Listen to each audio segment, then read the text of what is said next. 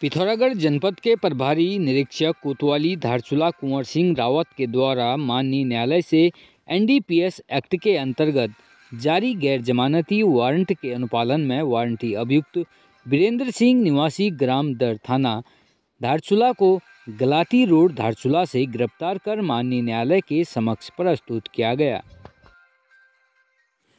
पिथौरागढ़ परिजनों से नाराज होकर धारचूला से भागकर बलुआकोट पहुंचे दो नाबालिग बालकों को थाना बलुआकोट पुलिस ने सकुशल उनके परिजनों के किया सुपुर्द।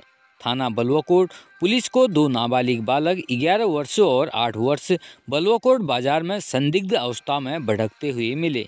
पुलिस टीम के द्वारा उक्त दोनों बालकों को सुरक्षा की दृष्टि से थाना बलुआकोट लाकर उनसे पूछताछ की गई तो उनके द्वारा बताया गया कि वह घरदार धारचूला के निवासी हैं तथा अपने परिजनों से नाराज होकर घर से भागकर आए हैं, जिस पर थाना अध्यक्ष बलुआकोट अनिल आर्या के द्वारा उक्त दोनों बालकों के परिजनों का पता लगाते हुए दोनों नाबालिगों को उनके चचेरे भाई महेश कुमार के सुपुर्द किया गया तथा उनके माता पिता को उक्त संबंधी जानकारी दी गई।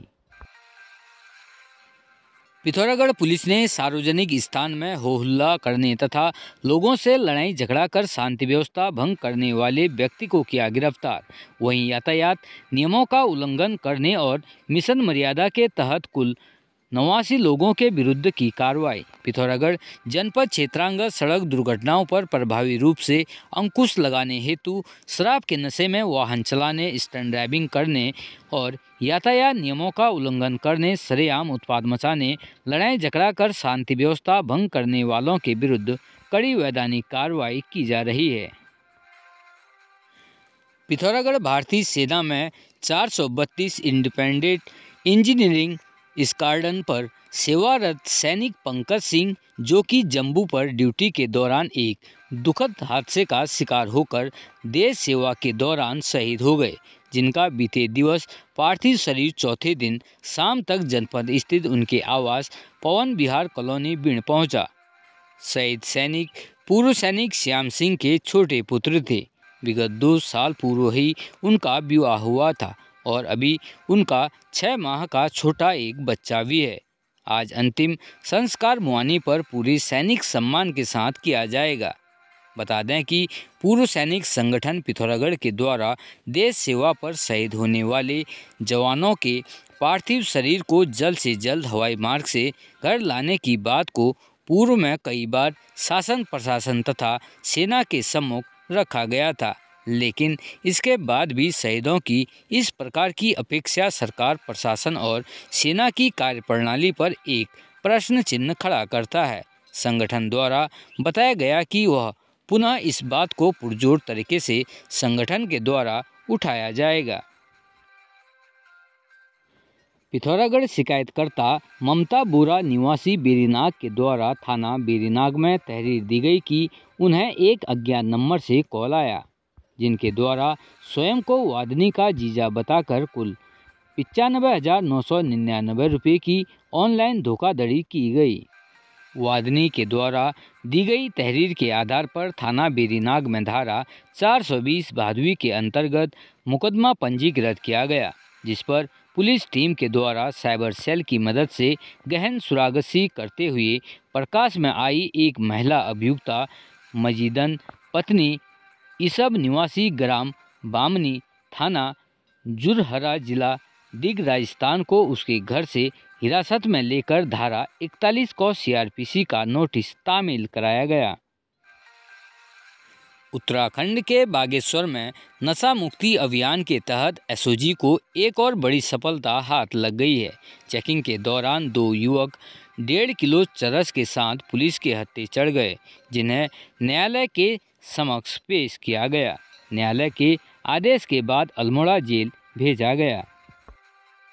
हमारे एसपी महोदय के निर्देशानुसार सभी थाना अध्यक्षों एसओजी और जो हमारी एनडीपीएफ है टीम, उसको निर्देशित कर रखा है कि हमारे पूरा उत्तराखंड और बागेश्वर जनपद को नशा मुक्त करने के अभियान में कल एसओजी टीम द्वारा आपके सामा के पास खड़लेक में ये 2 व्यक्ति पकड़े गए हैं। इसमें एक आपका गोविंद सिंह जो लीती का ही रहने वाला है, दूसरा नंदन सिंह जो शांतिपुरी का रहने वाला है, पहले मूल निवासी यहीं का। तो ये गांव से चरस इकट्ठा करके ले जा रहे थे, तो रास्ते में इनको पकड़ा गया।